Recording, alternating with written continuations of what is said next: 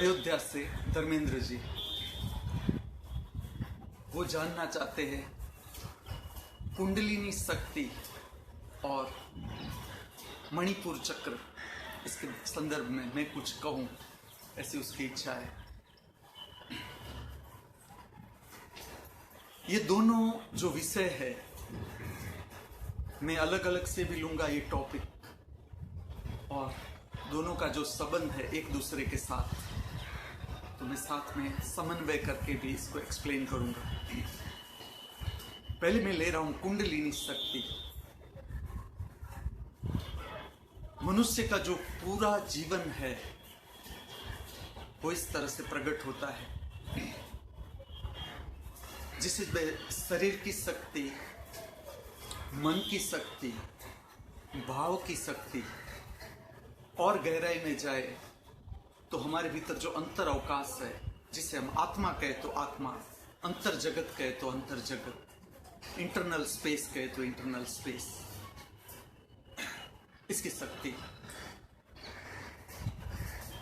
कुंडलिनी शक्ति को समझने के लिए पहले जो शक्ति है जिससे हमारा जीवन चलता है, तो शक्ति के दो मुख्य रूप हैं। एक बहिर्गामी शक्ति, जिससे हम बाहर के जगत का काम कर सकते हैं। जैसे मेरा हाथ उठता है, गिरता है, मैं गर्दन घुमाता हूं, मेरी आंख की पलक बंद होती है, खुलती है, ये सारी शक्ति के जो उसका बहिर्गामी रूप है, इसके साथ संबंधित कर्म है जो हर मनुष्य में, हर जीव में प्रकट होता है। एक है अंतर्गामी शक्ति, इंटरनल एनर्जी। जो अंतर्गामी शक्ति है, जैसे हम भोजन लेते हैं तो भोजन का डाइजेस्ट होना, खून बनना, हड्डी का विकास होना, अंतर जगत के जो फंक्शन है, अलग अलग जो हमारे अवयव है उसके जो फंक्शन है, उसके साथ संबंधित एक शक्ति है जिसे अंतर जगत की शक्ति कही जाती है। तो शक्ति के दो रूप हैं, एक बहिर्गामी शक्ति है, एक अंतर्गामी शक्ति है। अब जो अंतर्गामी शक्ति है, जो इंटरनल एनर्जी है, उसमें भी कुछ सुसुप्त शक्ति है कि जहां पर रिजर्व एनर्जी, जिसे हम कहें रिजर्व एनर्जी, तो जब जब शरीर को जहां जहां जरूर पड़ती है तो वो रिजर्व एनर्जी काम में आती है। ये रिजर्व एनर्जी शरीर की जो बहिर्गामी शक्ति के लिए भी काम आती है, या बहिर्गामी जो हमारे कर्म है उसको प्रकट करने के लिए भी ये रिजर्व एनर्जी है, वो प्रकट होती है। या अंतर जगत के कुछ ऐसे कर्म है, शरीर के कर्म है, मन के कर्म है, उसको भी प्रकट करने के लिए या उसको चलाने के लिए भी ये रिजर्व एनर्जी जहां जरूर पड़ती है वहां शरीर प्रकट करता है। ये शक्ति का सामान्य रूप। अब हम कुछ आगे चलते हैं। मनुष्य का जीवन अगर ठीक से देखा जाए, मनुष्य का जीवन, मैं जब आध्यात्मिक चर्चा या आध्यात्म की दिशा में कुछ भी समझाने जाऊंगा, मैं पहला प्रश्न हर मनुष्य से करूंगा कि आपको आंख बंद करके अपने भीतर देखना है। आपके जीवन में दुख है, पीड़ा है, संताप है, हताशा है, निराशा है, कि आप इससे मुक्त हो गए, मतलब आप प्रसन्न हो, आप शांत हो, आप प्रसन्न हो, आप आनंदित हो। ये हर मनुष्य को अपने भीतर पूछते रहना है कि अब मैं अगर आपसे पूछूं कि जब आप आंख बंद करते हो तो नीरव शांति है भीतर या उपद्रव चल रहा है, कुछ भी उपद्रव चल रहा है। ये कहने का कारण इतना ही है कि समझ लो मनुष्य अंतिम अवस्था होती, मनुष्य के जीवन की अंतिम अवस्था मनुष्य ही होती, तो फिर दुख, पीड़ा, संताप, हताशा, निराशा किस लिए?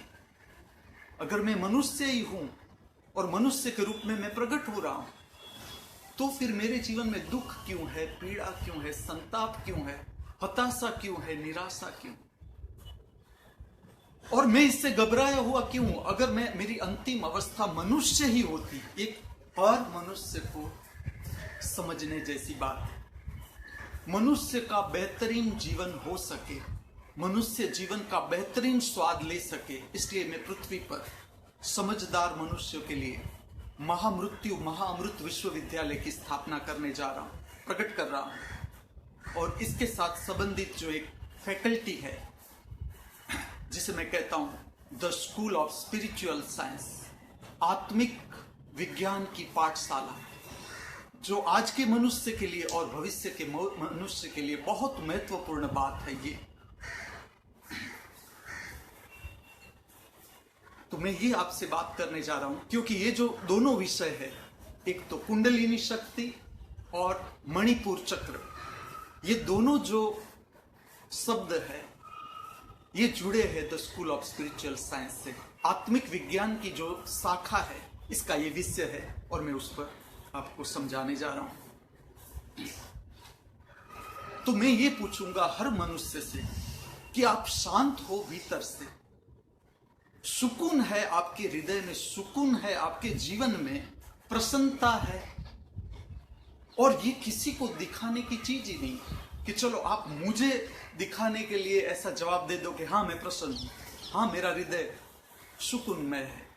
ये आपको सुबह में जब भी आपको समय मिले, चाहे आप प्रार्थना कर रहे हो, ध्यान कर रहे हो, एक्सरसाइज कर रहे हो, कुछ भी कर रहे हो, सुबह में एक बार अपने को पूछना है कि मेरी अंतर्दशा कैसी है, मैं प्रसन्न हूं भीतर से। इसी तरह से रात को सोने से पहले कम से कम एक बार पूछना है कि मैं प्रसन्न हूं।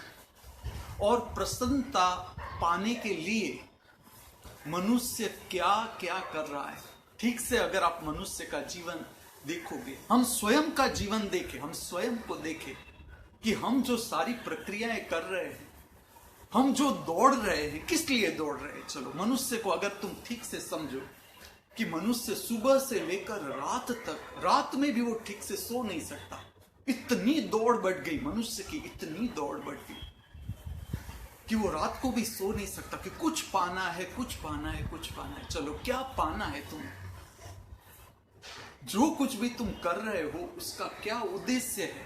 तो यही होगा कि हाँ हम सुख पाना चाहते हैं, महासुख पाना चाहते हैं, हम प्रसन्नता पाना चाहते हैं, हम शांति में जीवन जीना चाहते हैं। तो प्रश्न ये है कि हमने जितनी उम्र बिताई, हमारे हाथ में शांति आई, हमारे हाथ में प्रसन्नता आई, हमारे जीवन में उल्लास आया, हमारे जीवन में आनंद आया, हम अब चिंता रहित जीवन जी सकते हैं।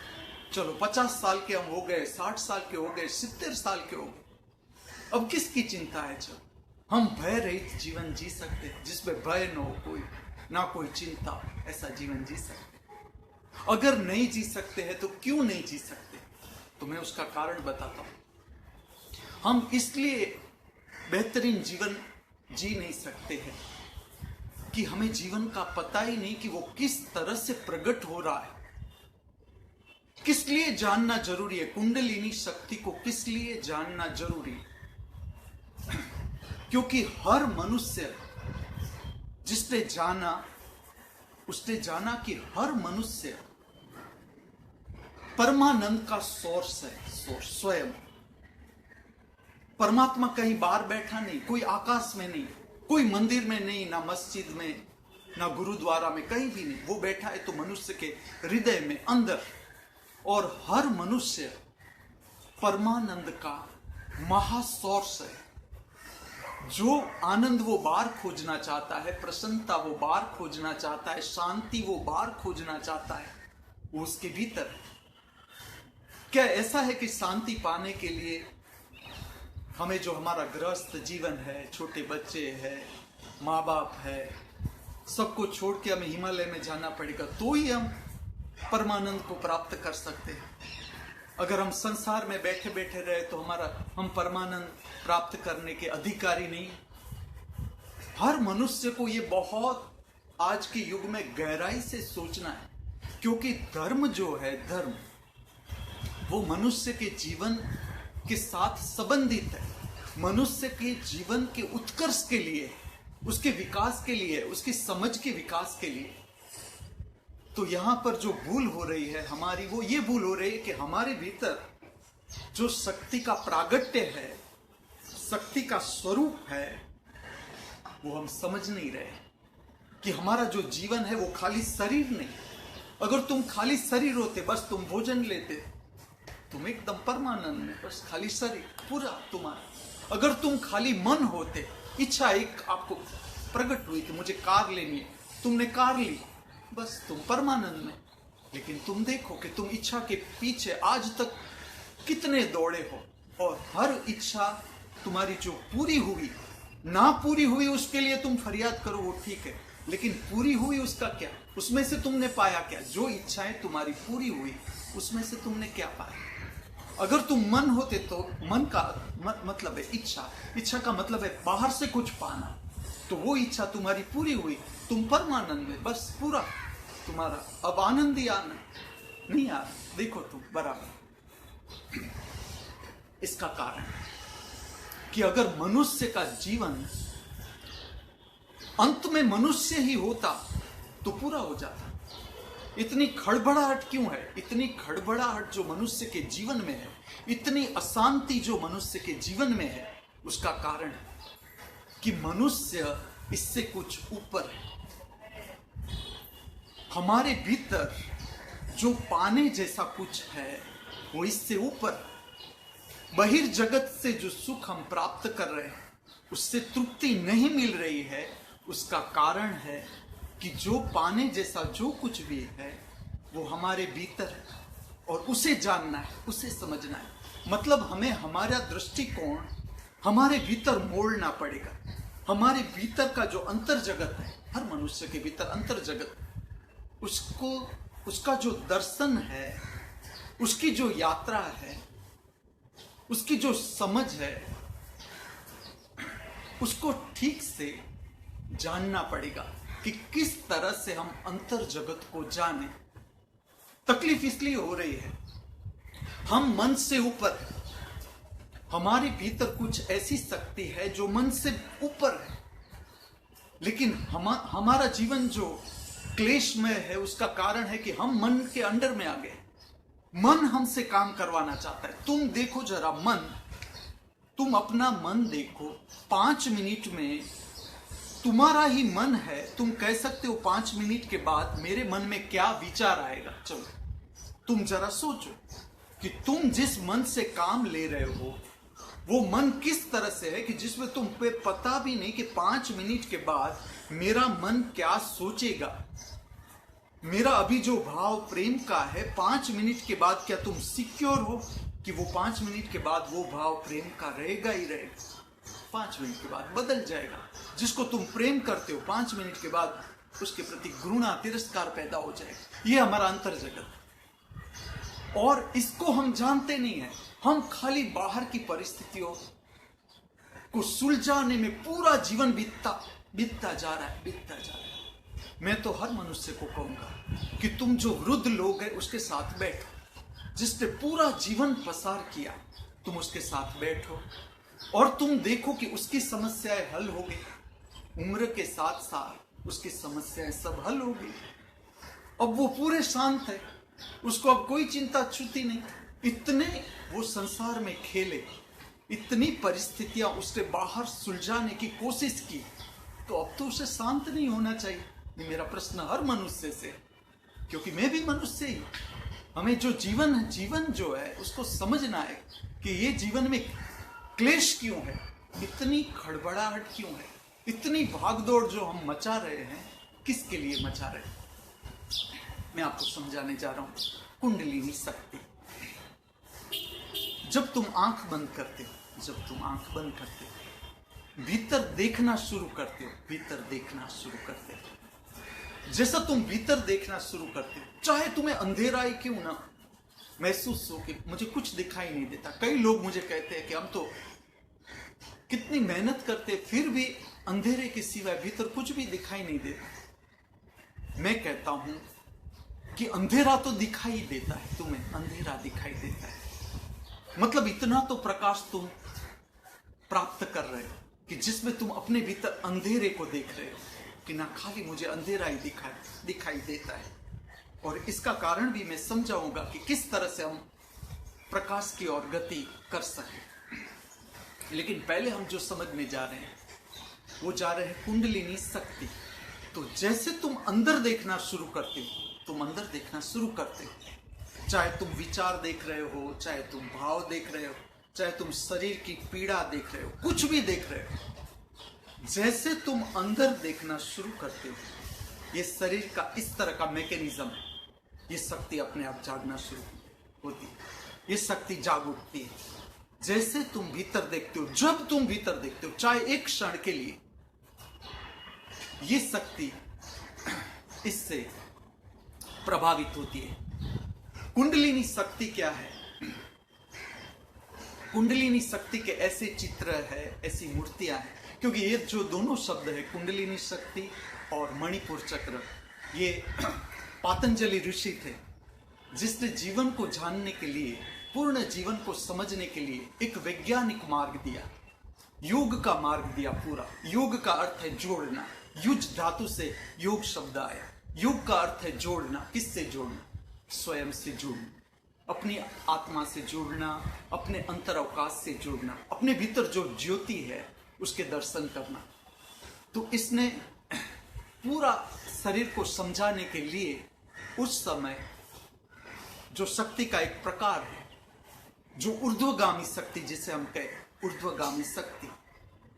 ऊर्ध्वगामी शक्ति का अर्थ है जो शक्ति ऊपर उठती है और ऊपर की ओर जाती, ऊपर की दिशा में जो गति करती है, उसको समझाने के लिए इसने नाम दिया कुंडलिनी शक्ति। ये शक्ति सामान्य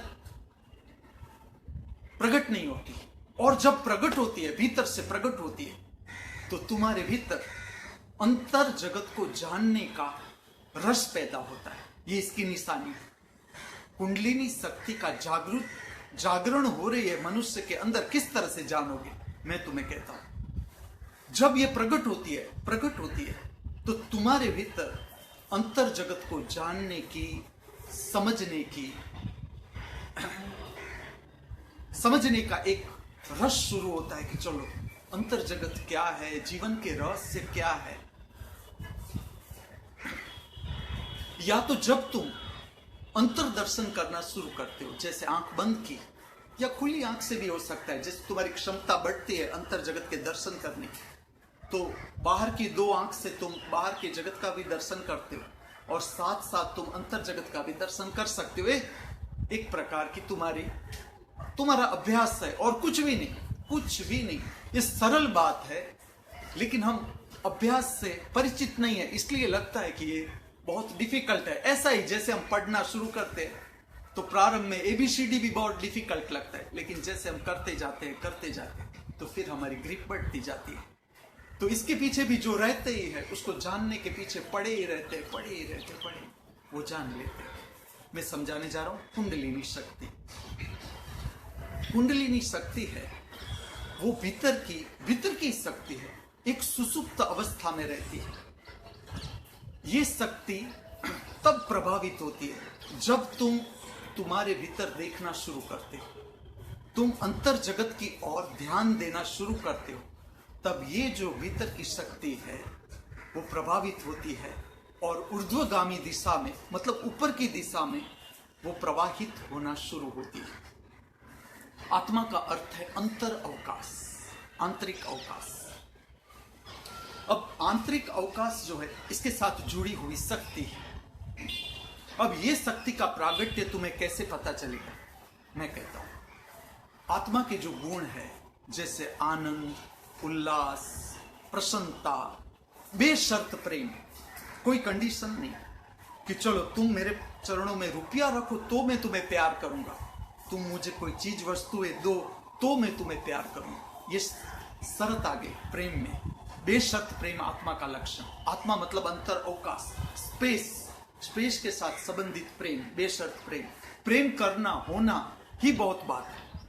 तो ये जो सारे गुण है, ये आत्मा की प्रागट्य है, आत्मा का प्रागट्य है। भय रहित जीवन। भय रहित जीवन का अर्थ नहीं है कि तुम किसी को दबाओ। निर्भयता, जो निर्भयता है वो भी आत्मा का ही गुण है। चिंता रहित जीवन, कि कोई भी परिस्थिति आ जाए उसमें तुम जल कमलवत रह सको, परिस्थितियों की कोई असर नहीं आता। क्योंकि तुम ठीक से समझो कि जो अवकाश है, भीतर का अवकाश, अवकाश का अर्थ ही है जो सदा से है, सदा रहेगा, मतलब सत्य। सत्य किसे हम कहते हैं? जो सदा से है, सदा रहे। लेकिन हम स्वयं अपने अंतर अवकाश से अपरिचित हैं कि हमारा अंतर अवकाश है क्या, उसका स्वरूप है क्या, उसके अंदर हम कैसे प्रविष्ट हो सकते हैं, ये कला से हम परिचित नहीं है। इसलिए हमारे जीवन में दुख है, क्लेश है। तो भीतर की जो सुसुप्त शक्ति है, जो शक्ति को ऊर्ध्वगामी होना है, ऊपर की ओर उठना है, वो अभी सोई हुई, पड़ी हुई। तो जैसे जैसे जैसे मनुष्य अभ्यास करता जाता है, अपने भीतर अभ्यास करते जाता है, विचारों की तरंग को देखते जाता है, भाव की तरंग को देखते जाता है, शरीर की तरंगों को देखते जाता है, वैसे वैसे वो शक्ति शुद्ध होती जाती है। शरीर भी शुद्ध होता जाता है, हल्का होता जाता है, मन भी विलीन होता जाता है, ऊपर स्पेस बनना शुरू हो जाती है, ऊपर स्पेस बनना शुरू हो जाती है। और जहां भी स्पेस है, वो जहां भरा हुआ है, जहां भरी हुई शक्ति है, वहां से वो शक्ति बहना शुरू हो जाती है। तो कुंडलिनी शक्ति का जो स्थान है हमारे भीतर, हमारे अंदर, कुंडलिनी शक्ति वैसे तुम चीर फाड़ के अगर हम देखा जाए तो वो शक्ति कहीं भी मिलेगी तुम्हें, लेकिन उसका जो स्थान है प्रकट होने का, वो स्थान है नाभि केंद्र से नीचे, वहां से वो प्रकट होती है। और जो हमारी स्पाइनल कॉर्ड है, करोड़रज्जु, वहां से वो बहती है ऊपर की दिशा में जाने के लिए, वहां से वो बहती है। और ये करने के लिए हमें कुछ नहीं करना पड़ता कि हमें कुंडलिनी शक्ति को मार्ग दिखाना पड़े कि अब तुम बहो। वो अपने आप मैकेनिज्म ही है, अपने आप बहना शुरू हो जाती है। जब तुम्हारे जीवन में अकारण प्रसन्नता आती है, तुम्हारी आंख नहीं, तुम्हारी दृष्टि नहीं इस दिशा में, जो मैं देना चाहता हूं कि ये जीवन में होता है। पूरे दिन में कुछ भी नहीं बना, फिर भी तुम उत्साह में आ सकते हो। खाली तुम्हें देखना है कि सच में उत्साह आ रहा है, भीतर से आता है। जैसे जैसे भीतर का विधायक अर्थ में खालीपन शुरू होता है, खालीपन, एक खालीपन ऐसा है कि अब निराश हो जाते हैं कि कुछ है ही नहीं मेरे पास, ये ऐसा एक खालीपन। और एक खालीपन है विधायत्मक खालीपन, कि भीतर स्पेस खुल गई और तुम्हें अच्छा लगने लगता है। तो जब तुम्हें अच्छा लगने लगता है, जीवन जीने जैसा लगता है, जीवन जीने का उत्साह आ रहा है, उसका अर्थ है तुम्हारे भीतर से कुंडलिनी शक्ति, ये नाम है, कुंडलिनी शक्ति नाम है, ये ऊर्ध्वगामी हो रही, ऊपर की दिशा में बह रही। ऊपर का जो क्षेत्र है जिससे हम संपूर्ण अनजान है, हम यहां से अनजान है। जैसे कि हमारा पूरा माइंड, पूरा मन की शक्ति, जहां से हमको कुछ अलौकिक जगत से हम शक्ति प्राप्त करते हैं, ये सारे स्थान है। जैसे मैं तुम्हें थोड़ी उदाहरण दूं कि तुम कोई भी काम कर रहे हो, एक काम कर रहे हो, अचानक तुम्हारे अंदर आइडिया आता है, प्रेरणा आती है। तुम जरा सोचो कि ये प्रेरणा कहां से आ रही। तुम एक काम कर रहे हो, काम में उलझे हुए हो, तुम्हें मार्ग नहीं मिल रहा कि किस तरह से करे, किस तरह से करे, कुछ आइडिया नहीं आ रहा है। तुम लगे रहो, कोई भी काम है, तुम लगे रहो, अचानक द्वार खुल जाता है। ये द्वार कहां खुलता है? ये घटना हमारे भीतर हो रही है, लेकिन हम इससे अनजान है। ये प्रेरणा है जो अज्ञात जगत से तुम्हें छूती है, तुम्हारे भीतर आती है, उसका अर्थघटन होता है और फिर तुम्हें प्रकाश प्राप्त हो जाता है कि हाँ, इस तरह से अगर काम किया जाए तो ये काम में मैं सफल हो सकता हूं। ये जो सारा मैं बताता हूं, इसलिए बताता हूं कि ये हमारे भीतर का ही मैकेनिज्म है। तुम समझ लो, आज एक गंवार आदमी है, कुछ भी जानता नहीं, फिर भी वो आराम से मोबाइल चला लेता है, फिर भी वो कंप्यूटर खोल लेता है, इंटरनेट पर बात कर सकता है, टीवी चला सकता है, ऐसे ऐसे मैकेनिज्म आराम से वो कर रहा है। तो उसे खाली इतना ही समझना है कि हमारा अपना शरीर है, अपना शरीर वो किस तरह से काम कर रहा है, हमारा अपना ही मन है, वो किस तरह से काम कर रहा है, हमारा अपना भाव शरीर है जिसकी क्या ताकत है। मैं बताता जाऊंगा कितनी ताकत है जिसका कोई उपयोग ही नहीं। हमारे जो जीवन में दुख है, पीड़ा है, संताप है, हताशा है, निराशा है, उसका मैं कारण कहूंगा कि जो शक्तियां हमारे भीतर है उसका कोई उपयोग नहीं, और ऊपर से हम बढ़ते ही जा रहे हैं, बढ़ते ही जा रहे हैं। अंट संट खाना, अंट संट देखना, व्यर्थ बातों में हमारा जीवन बीतता जा रहा है, और भीतर की शक्ति वही की वही। कुंडलिनी शक्ति का अर्थ है कि जब तक मनुष्य का जीवन हमारे हाथ में है तब तक वो शक्ति जागृत हो जानी चाहिए, जागृत, और ऊर्ध्वगामी दिशा में वो बह जानी चाहिए। इतना शरीर हमारा शुद्ध हो जाना चाहिए कि ताकि वो ऊपर की दिशा में बहना शुरू हो जाए। मैं उसका स्वरूप भी इस तरह से समझाऊंगा कि एक समय था भारत में जब कुंडलिनी शक्ति की पूजा होती थी। अगर आप पुराने मंदिरों में जाओ, पुराने बहुत मंदिर है भारत में, तो तुम्हें ऐसे अवशेष मिल सकते हैं जिसमें एकदम राउंड बताया गया है। जैसे कोई नाग सोता है तो पूरा राउंड लेके फिर उसकी फेंड दिखाई गई है जो ऊपर होती है। इस तरह के तुम या तो चित्र पाओगे पुराने, या तो तुम ऐसी मूर्तियां भी प्राप्त कर सकते हो पुराने। बाद में तो ऐसा हुआ कि जो खेत वाले लोग थे वो ये मूर्ति अपने खेत में रखते थे कि वो नाग दादा करके उसकी पूजा करते थे। लेकिन सच में ये जो पूरी पूजा थी वो कुंडलिनी शक्ति की बहिर्गामी पूजा थी कि मनुष्य को इससे परिचित किया जाए कि तुम्हारे भीतर निजानंद का सोर्स है। निजानंद मतलब अपने स्वयं का आनंद, स्वयं का होने का आनंद, स्वयं की प्रसन्नता जो किसी पर भी आधारित नहीं। ना तो ये रुपयों पर आधारित, ना संपत्ति पर आधारित, ना संबंधों पर आधारित, किसी पर भी आधारित नहीं।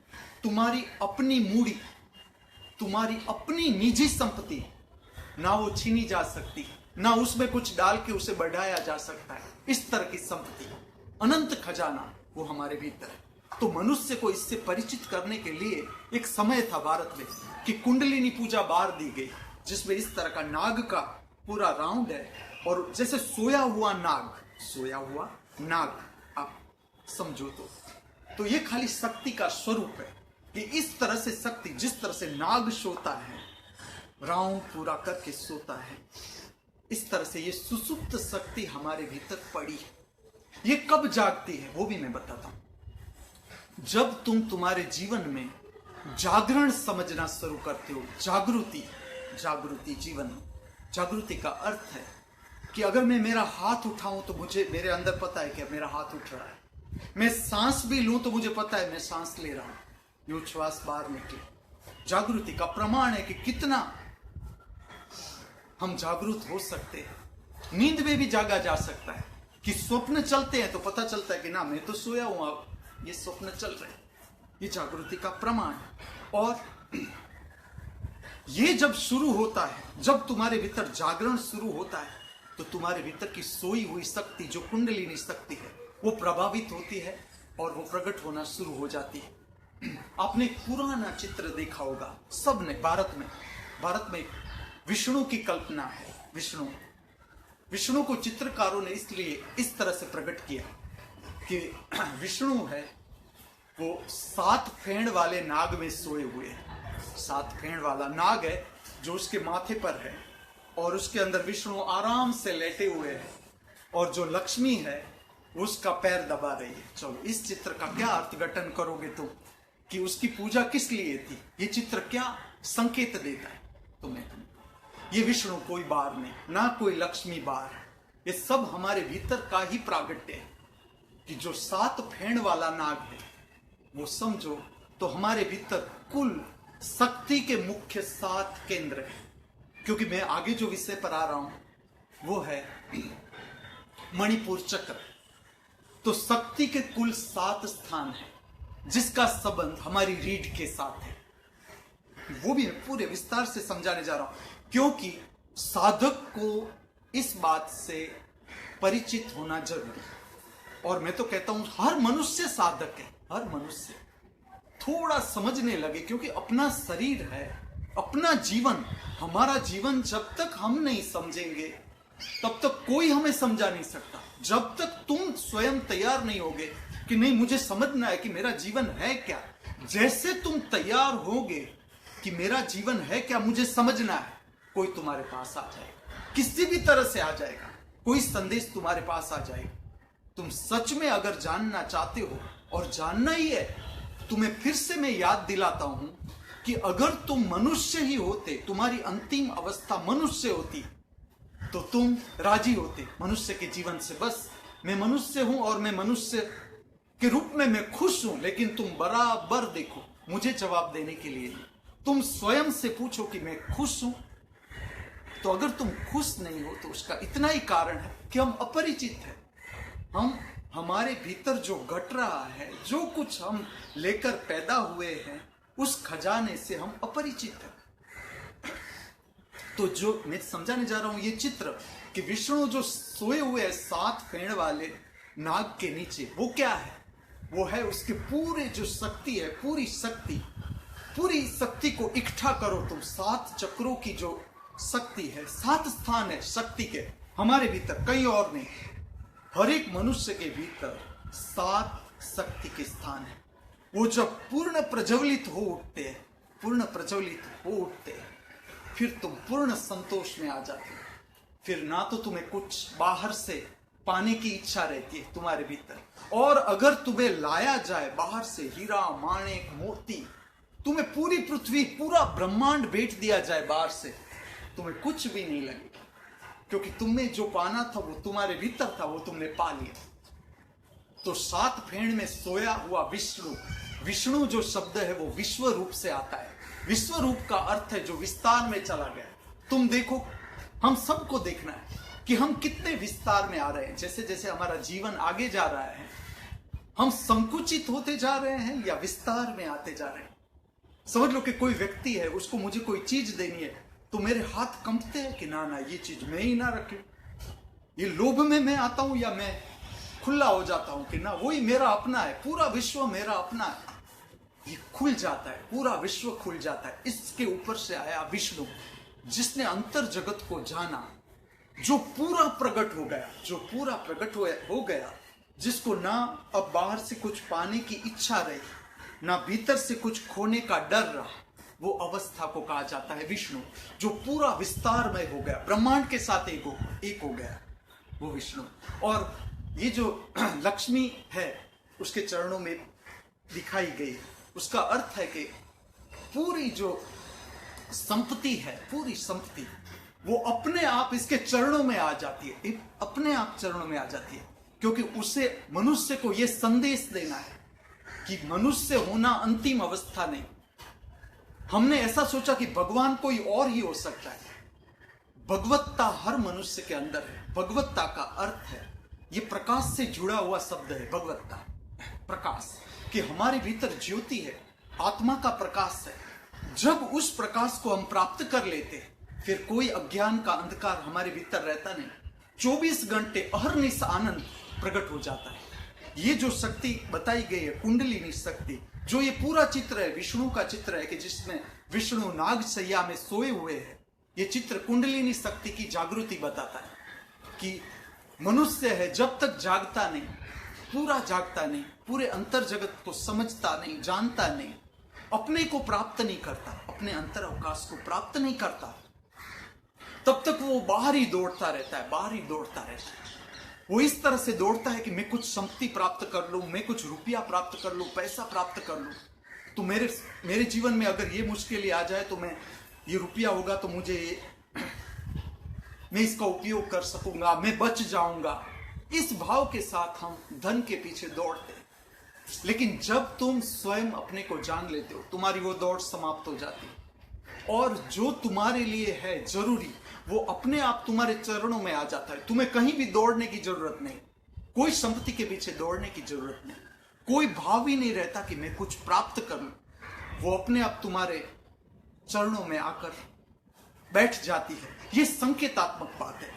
इसको चित्र के रूप में प्रकट किया गया है, इसको खाली चित्र के रूप में प्रकट किया है, लेकिन इसका अर्थ हर मनुष्य के लिए ये है कि हमारे भीतर की जो शक्ति है, सुसुप्त शक्ति, कुंडलिनी शक्ति, जिसे हम कहें कुंडलिनी शक्ति, तो वो किस तरह से प्रज्वलित हो, किस तरह से उसे जगाई जाए, इसके लिए संकेत दिया गया है कि जो विष्णु है वो तुम्हारे भीतर है, विष्णु कहीं बाहर नहीं। लक्ष्मी है वो पदार्थ का एक प्रकाश है, और पदार्थ जो जरूरी है, मनुष्य को इस तरह से जीवन को समझना है कि तुम्हारे लिए जो इस जगत में जो तुम्हारा अपना है वो कहीं भी जा नहीं सकता, वो तुम्हारे पास आएगा ही आएगा।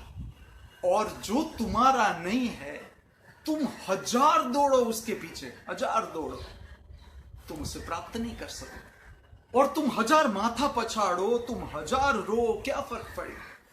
ये तो प्रकृति अपनी ओर से जा रही है। प्रकृति, ऐसा समझो कि हम ट्रेन में बैठे, एक ट्रेन में बैठे, ट्रेन भाग रही है, अब उसके अंदर मैं दौड़ूं अगर कि नहीं मैं ट्रेन से आगे जाना चाहता हूं, तुम कहां जाओगे? चलो, ट्रेन तो अपनी दिशा से जा रही है, वो जिस तरह से जा रही है वहां ही हम सब पहुंचेंगे। इस तरह से हमारा मनुष्य का जीवन है कि जो मनुष्य का जीवन है वो एक स्पष्ट दिशा से, स्पष्ट रूप से प्रकृति चला रही है, अस्तित्व चला रहा है, इस दिशा से हम आगे बढ़ रहे हैं। और उसमें हम अपनी अपेक्षाओं के कारण रोते रहते हैं। और रोना भी कोई गलत बात नहीं, रोना जरूर है, रोना हमको हल्का करता है। और जैसे जैसे हम हल्के होते जाते हैं तो वो ऊपर का जगत है, ऊपर का जगत, जैसे तुम हल्के होते जाते हो उसका असर भी आता है कुंडलिनी शक्ति पर। कुंडलिनी शक्ति उससे प्रभावित होती है। जो हमारा भाव शरीर है, जिसका संबंध हृदय के साथ है, वो जैसे जैसे हल्का होता है, हल्का किस तरह से हल्का होता है? 2 सरल उपाय है। एक है रोना, और आ ही जाते हैं, आंख में आंसू आ जाते हैं, कोई बुरी बात नहीं रोना।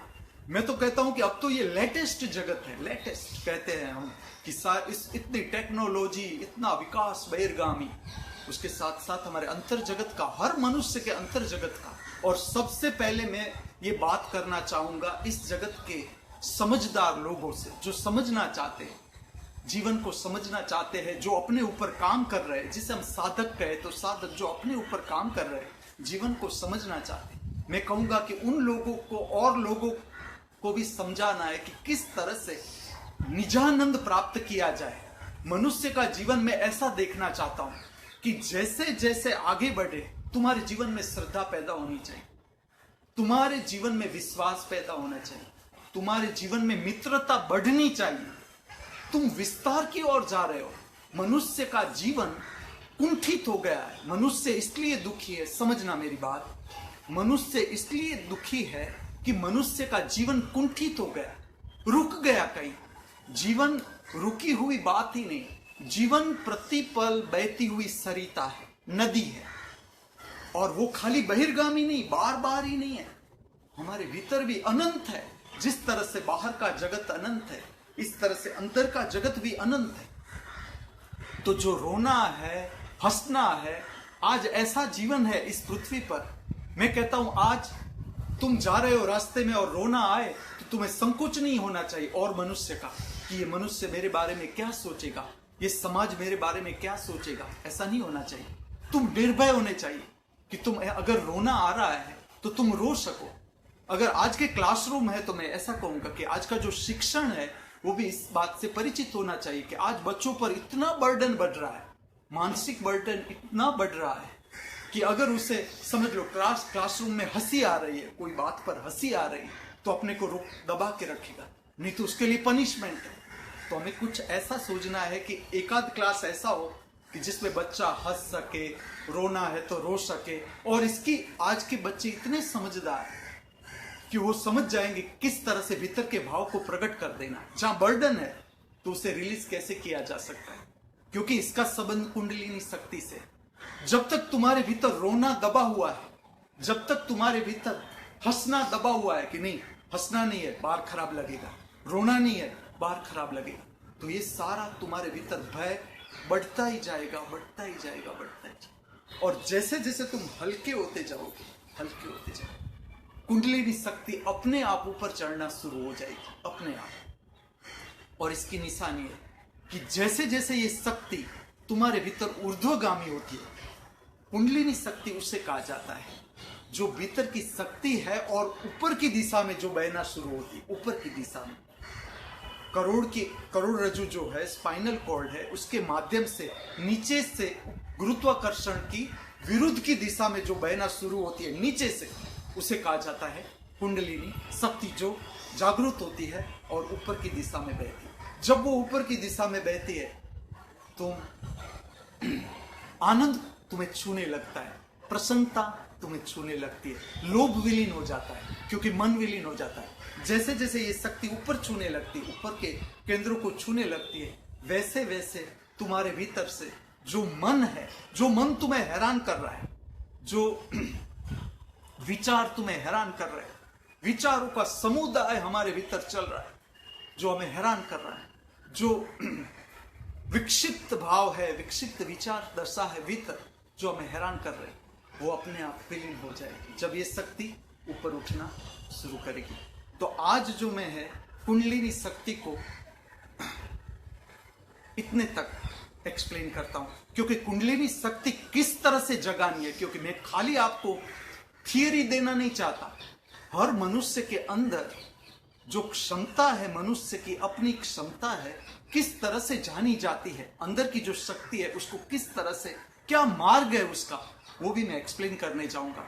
आज मैं इतना ही कहूंगा कि मनुष्य जो है वो खाली अंतिम अवस्था मनुष्य नहीं है, अंतिम अवस्था परम भगवत्ता है। परम भगवत्ता का अर्थ है मनुष्य के रूप में ही भगवान प्रकट हो जाता है, अंदर जो ज्योति है वो प्रकट हो जाती है हमारे भीतर। ये मनुष्य की अंतिम अवस्था है कि जहां पर कोई फरियाद न रहे जीवन के लिए, कोई किसी के भी प्रति, ना कोई परिस्थिति के प्रति फरियाद रहे, ना कोई व्यक्ति के प्रति फरियाद रहे, तब हमारा जीवन का जो लक्ष्य है, मनुष्य का लक्ष्य है, वो पूरा होता है। तो आज मैं कुंडलिनी शक्ति के बारे में इतना बता।